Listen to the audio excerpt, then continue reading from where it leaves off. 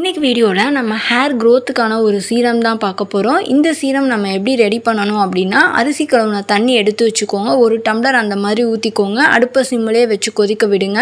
அதில் நம்ம வெங்காயத்தோட தோல் இருக்குது பார்த்திங்களா, அதை தூக்கி போடாதீங்க. அது ஹேருக்கு ரொம்பவே நல்லது. அந்த தோலை நல்லா வாஷ் பண்ணிடுங்க. மண் எதுவும் இல்லாமல் அதை வாஷ் பண்ணிவிட்டு அதையும் அந்த தண்ணியில் ஆட் பண்ணிக்கோங்க.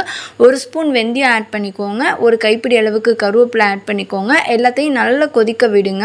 அது கொதித்து அந்த ஒரு டம்ளர் தண்ணி அரை டம்ளர் ஆனதுக்கப்புறம் அதை ஆஃப் பண்ணிவிட்டு ஆற விட்டுருங்க. நெக்ஸ்ட்டு இந்த தண்ணியை ஒரு ஸ்ப்ரே பாட்டிலில் மாற்றிட்டு அது கூட கொஞ்சமாக விட்டமின் இ ஆயில் ஆட் பண்ணிக்கோங்க. விட்டமின் இ ஆயில் இல்லை அப்படின்னா கோகோனட் ஆயில் ஆட் பண்ணிக்கோங்க. ஆட் பண்ணிவிட்டு அந்த பாட்டிலில் நல்லா ஷேக் பண்ணிவிட்டு உங்கள் ஸ்கேல்பில் படுற மாதிரி நல்லா ஸ்ப்ரே பண்ணி கையால் டேப் பண்ணி விட்டுருங்க.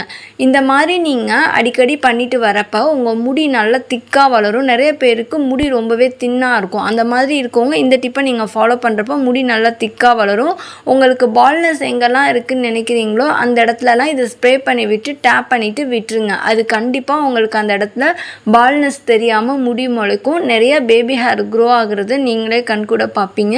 இன்னொன்று ரூட்லேருந்தே முடி நல்லா ஸ்ட்ராங்காக வளரும். முடி நல்லா ஸ்ட்ரென்த்தாக இருந்தால் மட்டும்தான் அவ்வளோ சீக்கிரம் நமக்கு பிரேக்கேஜ் இருக்காது. ட்ரை பண்ணுங்கள். ட்ரை பண்ணிவிட்டு எப்படி இருக்குன்னு ரிசல்ட்டை கமெண்ட் பண்ணுங்கள். இந்த வீடியோ உங்களுக்கு யூஸ்ஃபுல்லாக இருந்துச்சுன்னா நம்ம சேனலை சப்ஸ்கிரைப் பண்ணிக்கோங்க.